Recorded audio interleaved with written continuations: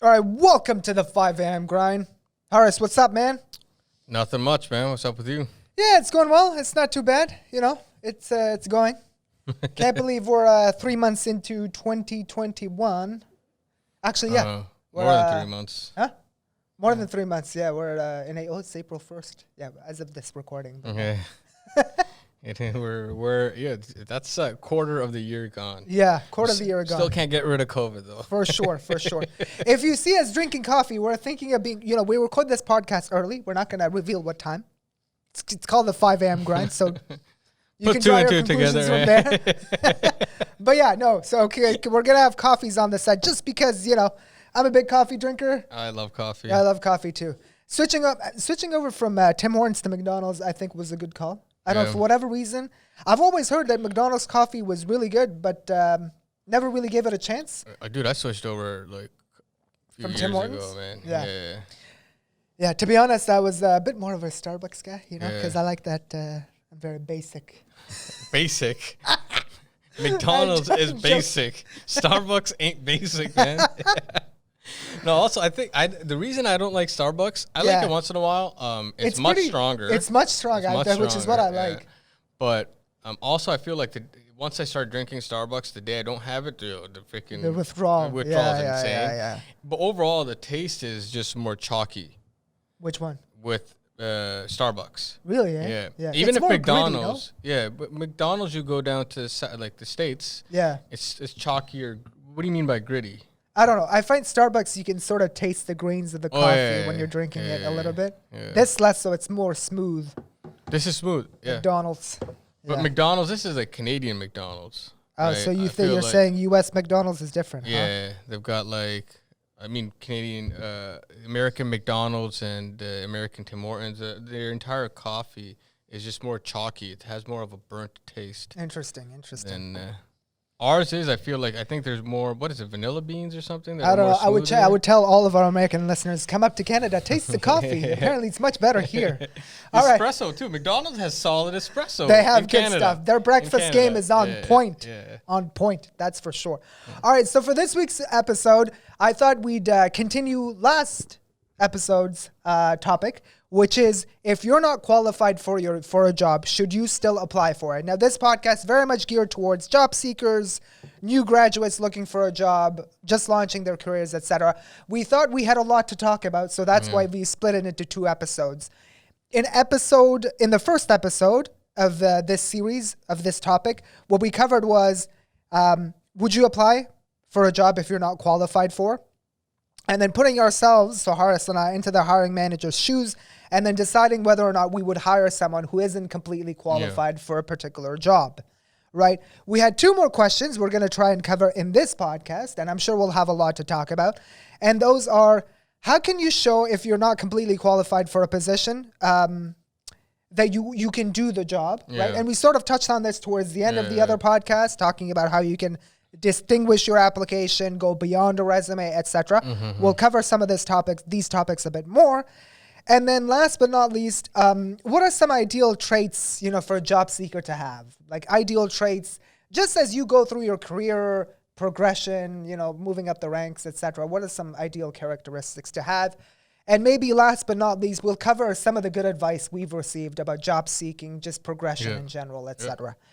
Right? Okay. So, Horace, let's continue this discussion about showing how you're qualified for a position if you're not, if you don't meet all of the requirements in a particular job description. Yeah. Right? And towards the end of the previous podcast, what I said was the way I tried to distinguish myself for some of the jobs that I applied, particularly one of the jobs that I applied for at BMO, was to include a sample research report because the job requires you to do equity research, so research about stocks in my application to stand out from the competition. Yeah. I'll tell you this, though, about that particular industry because I've worked in it for 3 years at BMO, a year at Macquarie, so I have a little bit of experience with it, is that once some people started doing it, now everybody does it, right? So it dilutes that research report you include in the application.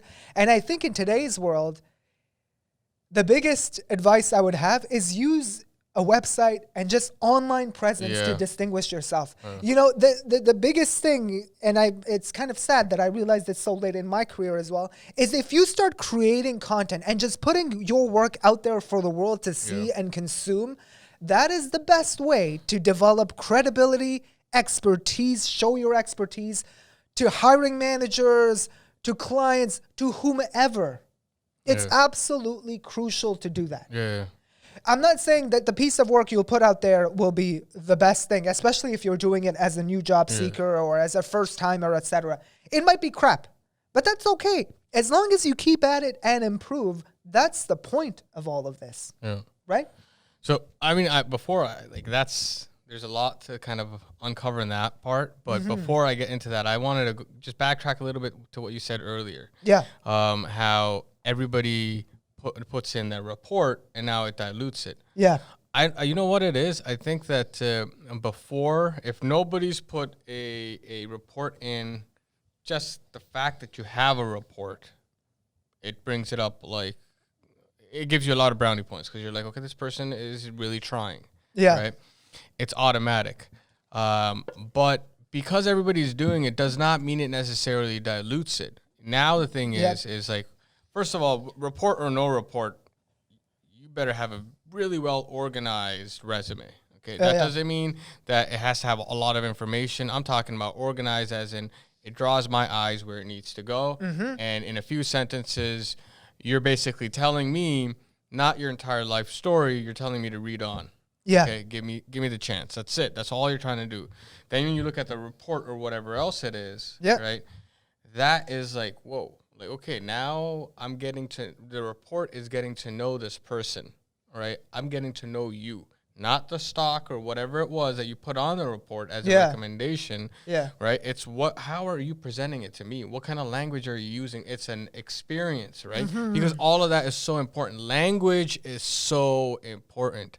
Whether it's an email, whether it's a conversation, your demeanor, all of that makes up so much that it's worth just as much, if not more, than those bullet point qualifications for any job position. I totally agree. And I want to underscore that point because what they're looking for example, for this position that I had applied for, they know that you might not have the most accurate stock recommendation, and that's okay. Yeah. It's perfectly fine for you to be wrong.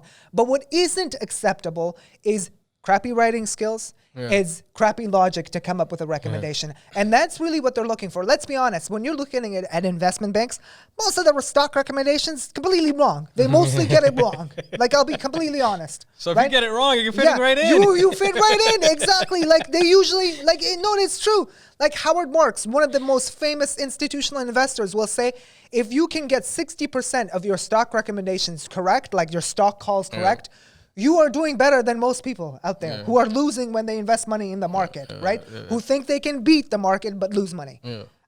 So I would say that exactly. They're not looking for you to be right. They're just looking at how did you write it? What was the logic you used when you came up with the recommendation? That's the critical aspect of what you're trying to demonstrate. So don't be intimidated by, and this goes to a lot of other industries. You don't need to have the right answer. You just need to have a good process. Is what you're really showing. Yeah. No, I 100% agree. And it's when the thought process with an employer is what's more difficult to teach? Right? Grammar, communication skills, logic, or like the technical analysis. Technical analysis for stocks, for example, even within law, and I'll give you my own example because I guess I can relate to it a little bit more. It's very easy to tell people what are the steps when you see this problem. It is damn near impossible, I swear, to get people to communicate effectively to everyone. To keep their cool during pressure. When things are really, under the wire. To be able to speak eloquently, succinctly. All these things you can't. I know for a fact and I was naive in the beginning because I thought maybe it's possible. It is not easy to change that because that writing skills, communication, demeanor is a culmination of your entire life. It's not just 4 years or 2 years of undergrad, college, wherever you went, right? High school, whatever it is. It's not like those 4 years that you may have spent there, right? Like if you go to high school, 4 years, they're teaching you stuff. You spend another 4 years in undergrad or 2 years in college. That's 6-8 years that you're learning this. But by the time you get out of like college or undergrad, right, you're 21 years. You have 21 years of experiencing demeanor and manners and all of that stuff. That's more difficult to override than the 4 years you spent or 6 years you spent trying to figure things out, because at least you're still learning at that point. Yeah. So it's true. Like it is so important, right, to have that demeanor, that language down, because it's incredibly difficult to teach that. Yeah. So that's what, and then once you check that off, like there's just a natural, I feel like, at least for myself, but I feel like anybody else who I've kind of met with in any kind of position to hire, you have a natural affinity towards people who speak well. At least maybe it's just me, right? If somebody speaks eloquently, I'm like, whoa, this is very attractive, right? Because eloquently speaking is not something like that you could just pick up. It's something that's refined, right? It's like watching somebody who plays a certain sport really well. They may not be a national player, but even if they play really well, you could see what they're doing. You're like, oh, that's awe-inspiring. So the same thing. If you speak eloquently, you write eloquently, dude, that's very, very attractive. Very attractive. Hold on. You it made me think of something. All right? All right? You ready for this? Yeah. I'm about to drop some wisdom, Horace. No, but really, I think the key point you're just making, which made me think of this, is that technical skills, like let's say in equity research and stock investing, etc., financial modeling is one of the skill set you need. Yeah. Financial modeling, for those of you who don't know, is basically coming up with a forecast and a projection about what a stock is worth. Yeah. That stuff can be taught to people, no problem. Like in the US, they hire people with arts backgrounds and teach them this stuff. It's simple math. It's grade 6 math that you teach to people and they can do it. But what cannot be taught to people, what you cannot teach, is a growth mindset, like the ability to learn, a good attitude, and good communication skills. That stuff is usually, to me, priceless. Yeah. It's the stuff that, like someone who is lazy, I cannot, however I try, to convince them to be a person that isn't lazy and is willing to take action, is more forthright in their life. That is such a hard thing for me to correct. Yeah. Right? Because it's an attitude issue. There's no like company training or whatever I could develop. It's just you. It's innate. I'm not saying it can't be changed. Of course it can. But it's not an employer's not going to do that. They're not going to go, oh, you're lazy? Oh, well, let me teach you how to take care of yourself and be more No, they're not going to do that. They can teach you financial modeling skills and things like that for sure. Technical skills can be taught to people. Yeah. But the other stuff, the more fluffy stuff, which a lot of people are like, oh, it's fluffy. No, they need a fancy financial model. No. That's the stuff you can't teach. Yeah. No, and which is so important. Yeah, so important. And I think you realize this also as you grow in your career as well, right? Good financial models, like any MBA, like once you've done an MBA, you can do one. Like there's no secret to it, right? I've worked at an investment bank. Let me tell you something. There is shitty financial models. They're very good ones. And a better mousetrap doesn't make you a better stock picker. Like there's no correlation. Just because you have a fancy financial model doesn't mean you're going to get the stock direction completely right. I mean, you might have a slightly better chance at it, and good for you. But it doesn't mean that you're going to get it right. Like, not at all. 100%. Not at all. And at the end of the day, what the banks care about is whether or not you can also bring money to the firm, right? Like, can you convince clients to trade with us? Can you tell a good story? Can you communicate well? Can you articulate your opinion and recommendation in a way that they can understand? That is worth a lot, too.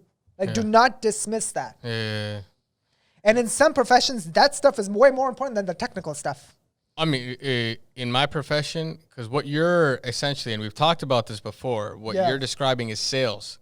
And, yes, for me, like even if I have individuals who are not in a sales capacity trying to increase the revenue for the firm, you're always selling. You're selling your arguments to other stakeholders. And if you could do that well, you have to be eloquent. You have to be well-spoken. You have to have all these things that you're trying to convince people And I don't mean in an aggressive manner, but in a very eloquent and smart, intelligent manner. If you could convince other people of your ideas, it's you're amazing. Golden. Yeah, you're it's golden. golden, man. You're golden. It's golden. You're going to be successful at some point in your life. It's just a matter of when. If somebody came to me with well-spoken and well-written, right, hard-working, I could honestly, and this is another thing. If you have essentially good communication skills, I can pack 5 years of legal experience in 6 months to a year.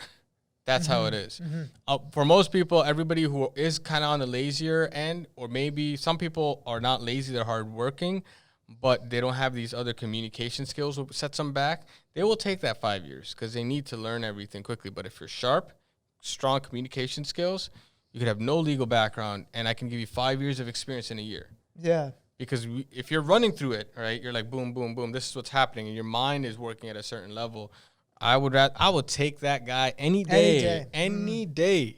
Right? Over some dude who's just been kind of passively doing stuff for 5 years. Yeah. It's like, oh, I used to do it like this. Well, I need somebody who has that growth mindset, exactly what you're saying. Yeah. Growth mindset, because first of all, I like to surround myself with people who are growing. If you're stale, it's just unattractive. It's a downer. Yeah. Because I have a growth mindset myself, so I want to be around people who are pushing themselves, because it gives me motivation. It does. Right? You feed off other people's energy. Yeah, and when I see somebody working for me and they have that mindset, I have admiration for them. I have respect for them, and those kind of traits or those feelings that I get aren't something that like are automatically triggered that I could stop. Those are just kind of when I see that in something inside of me says like this person is something, and you can't really get rid of that. It's the same thing with like any of your employers, right? If you're doing your work properly and you're able to present yourself effectively,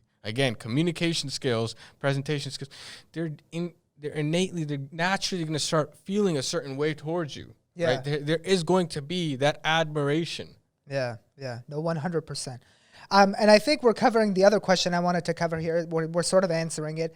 That is, what are some ideal traits for a job seeker to have, and just someone in their career, right? Yeah. Like we're talking about the importance of those interpersonal and soft skills and how important that stuff is, right? I guess when you see a resume or when you've applied for previous jobs and stuff like that, or I don't know if you bid for jobs, I don't know if you do that sort of stuff. How do you showcase that you have these traits in a resume and just a piece of paper? How do you think you can do that? It's certainly tough, but like maybe we look at it from this perspective.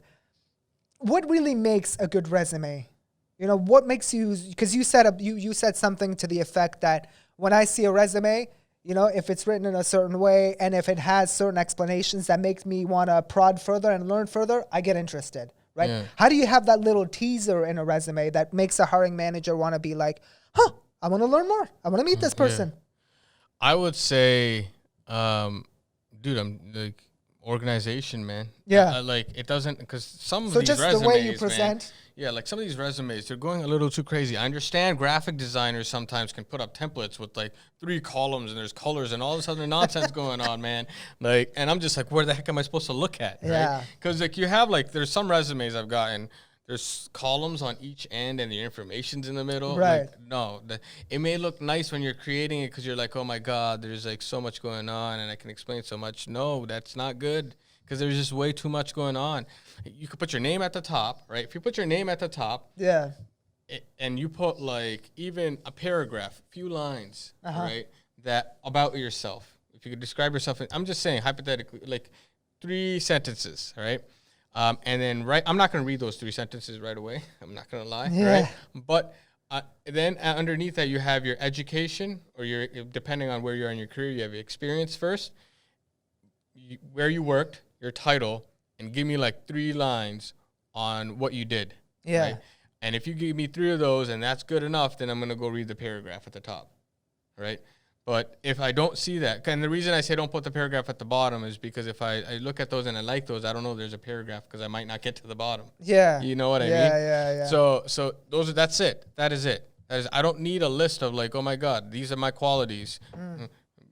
Tidy, whatever it is, right? Like these are my skill sets in terms of soft, whatever. Anybody could copy and paste those like this. Yeah, right? yeah. It means nothing. I have a good attitude. Yeah, like that's why, like no shit. Hardworking like and all goes that without stuff. saying. Yeah. You're hardworking goes without saying. So right? like all of that, you could write a list, but I need to see it. Right? Yeah, I'm looking for those things, and I get that I'm looking for those things, and you're putting it on there, but I need to see those things. So ditch that list, screw that list, and then just 3 things, 4 positions.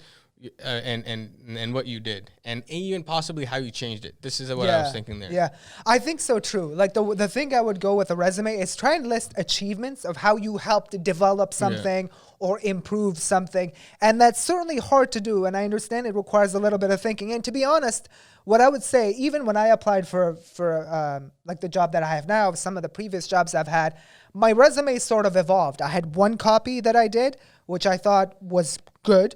And then I improved it over time by refining some of the things I had, some of my achievements, talking about how I really made an impact to an organization, how I really made a difference. So it evolves over time. And it's okay if you don't get it right the first time. You might get rejected and stuff, and that's okay. Everybody does. Yeah. But then you'll refine it slowly as you know what it is that job hiring managers are looking for, what keywords they want, what it is they're trying to achieve, and that sort of thing.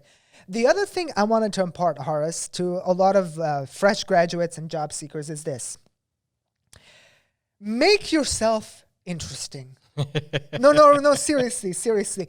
Sometimes when I do read a resume, let's say I'm an avid skier, okay? I'm not saying go ski. Don't need to do that. But someone says I'm a skier, or I don't know, teach something Swahili in my free time, whatever it is. It makes the hiring manager go, oh, wow, that's kind of cool. This is a real person, and they have shit they do in their free time, which is interesting. Right? A lot of it is subjective. If somebody put like, yo, man, they go to Krispy Kreme like twice a week, I'd be like, oh, I got to interview this one. I wouldn't put that. No, but just make yourself interesting, right? You don't need to always be like, oh, I work this corporate job, and I corporate job here, and blah, blah, blah, blah, blah. Like, it doesn't need to be like that. You mean interesting or relatable? Relatable and interesting. I think it all, like someone who, I don't know, worked at the army for a little while. That's cool. Yeah. That's really cool. Yeah. Someone who, I don't know, tried to make it to, like I had one of my friends, one of my former coworkers. I think he was on he went to Harvard, really smart kid. He was on the Harvard swim team and was about to make it to the U.S. Olympic team. Something that's really cool, man. Even if you didn't make the team, at least you were considered for it. That's cool. Yeah. People will be like, oh shit, like this person was like, because, and in some ways, you as a job seeker kind of have the upper hand in front of a hiring manager. Because if you say, I was reserve of the U.S. Olympic team, like I bet you most hiring managers didn't even make it that far. So you already have an upper hand in one aspect of your life versus them. Right? You're showing, no, man, I have these characteristics. I have discipline. I can work hard. Dude, like reserve in a team, like the Olympics team, it shows that like how much discipline do you need? How good must you be to be just you know, like the backup of the actual swimmers? You have to be really freaking good. Yeah, no, 100%. Because like they're all world-class athletes. It's just that the differences are just so minute. Small. Yeah, it's like seconds, dude. Like it's like seconds. It's seconds. When it comes to that point, like everybody's good. Yeah. It's just I took one stroke this way, and that's why I finished the second faster than this other person. No, right. So that's all it is. But I would say not. But one thing that I do want to kind of impart. In addition to what you were saying in terms of interesting. Yeah. I wouldn't do interesting for interesting's sake. No. Yes. What you're trying to do is still be relatable, right? Yes. Because some people are like, yo, I'm like, not saying go like pick up a hobby just because you want to look good on a resume. I mean, everybody can see through that. If I just skied just because I want to make myself interesting on a resume, that wouldn't last long. I wouldn't enjoy it, right? I genuinely like skiing, right? Which I don't know. I'll put on my resume. I like skiing. Maybe there are other people who do, and they might find it interesting. Yeah, no, I mean, but it has to be somewhat relatable, right? With the skiing, it's like, look, this person's an athlete. He's active, right? He's moving. Not an athlete. I'm not an athlete. Athletic. Athletic at the minimum. Dude, skiing ain't that easy, man. Skiing is not that easy. If you're doing it if it's like a once a year type of thing, all right. But if you're doing it consistently, it's not that easy. There's just like you need to have some kind of like crazy strength. But yeah, so it's like you're showing certain skills. Now, to be interesting for interesting's sake, like that, sometimes it could get weird, right? Like it's like it really depends. It could be like, look, do you actually like doing this? Yeah. Like, well, why are you saying this? And also, you have to also look at the fact that there's the person on the other end is going to have their own set of baggage sometimes too. That's like the person, the hiring manager, Yeah. HR, Yeah. and they may look at something that's like, oh, like this is kind of weird, and it may not be weird because you may enjoy doing it, which is fine. But at the end of the day, you're trying to get a job, so you also have to look at all these other factors and to make sure that whatever you're presenting of yourself is not going to be like throwing, weird, or like, you're gonna like, what's going on here? Come across as, again, that recommendation that I said, that tip that I said in the last podcast is, again, you don't want to give that impression that you're too desperate or try hard, right? Because again, it's like a negotiation. It's a fine balance. You want to show you're interested, but you don't want to come across as like very needy, because otherwise people are like, whoa, this is just scary. If you tell me you've wanted to work at, I don't know, Nike since you were 5, that's probably not true. And so you don't need to exaggerate. Be yourself. But the other thing is, for example, what you said that with your resume you'd put in a like a sample work. I feel like nowadays everybody has a phone. Why wouldn't you record something? Record what? Just of yourself. Yeah. Like, hey, listen, I want to get your job. It could be a casual conversation, not like a begging conversation. Yeah, like, look, if I was to apply for my next job, I would put that I'm running this podcast on it. Like, why not? Why not? Yeah. But even if you're not running a podcast, you could make a video on your phone. Yeah. Isn't like, I know that Samsung's record 4K, 6K, whatever it is. 6K. I think iPhones are doing the same thing, no? I don't know. Yeah. So point is, they record in high def, right? And you don't necessarily have to be like, yo, this is what I do, whatever. Just like, hey, just have a genuine conversation. My name is so-and-so. I'm applying to you guys because I really want to get into doing this and that or whatever, right? This is what my skill set is. I would appreciate an interview, whatever. I think seeing that, like, it's intriguing because, first of all, going back to the point, resume is number one. But that is then a entry to like, okay, well, this person has a video. Let me go see this video. Now I see this video. If the video is really well done, not really well, like well done as in you're well spoken. Again, back to communication skills. It doesn't have to have like words and all this transitions and all that crap. Just on your phone, boom. If this person spends like 2-3 minutes just and it doesn't have to be half an hour. Again, 2 minutes. Yeah. Right. I get to relate to that person right away. You do. And I see their face, and I get to, I at least think that I know them to some degree. And now, with the, like how pervasive smartphones are and stuff, you almost have no excuse to be able to do that. I know people are sometimes afraid to put themselves online and things like that, but it's like, eventually, I think a lot of this video, content creation, blogging, etc., it'll become like, what do you call it? Like a base, something that everybody has to have to just be considered for a job position. Eventually, I think it'll become like that. It will. I wanted to cover one last thing, and that's just a thought that occurred to me. That's about, career transitions and stuff like that. Like, let's say you've been an accountant for a while, and then you're transitioning to, I've seen some drastic transition, like accountants have become developers. Oh, wow. Like completely crazy, complete career switch.